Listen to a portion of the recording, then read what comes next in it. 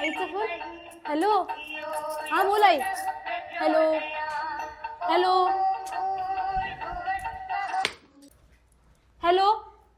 श्री बाबा. हो, आज चिकन आला.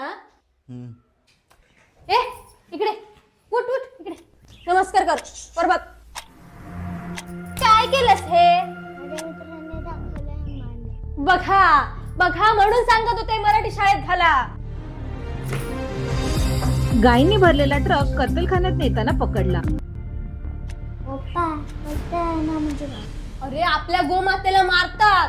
ही जी लोक आहेत ना, ही वर्षा आता नाही समजवणार तर कधी समजवणार? ही लोक आपल्या डोक्यावर बसल्यावर उद्या बुरकीवाली सोबत लग्न करून आला ना की बसा रडत. वर्षा रोज रोज काय चालवलंयस ग? तुमच्यासारखा शंड राहिला ना तो मोठा झाल्यावर धर्मांतर करेल तो. हो आहे मी शंड, पण काही पैशांसाठी कधी विकलो गेलो नाहीये मी. माझ्या धर्माने मला दुसऱ्याच्या धर्मावर बोट टाकवायला कधीच शिकवलं नाही. तुम्हाला ना आपल्या धर्माचं काही पडलेलंच नाहीये. नुसता दिवा लावून आणि अगरबत्ती फिरवून धर्म जपला जात नाही.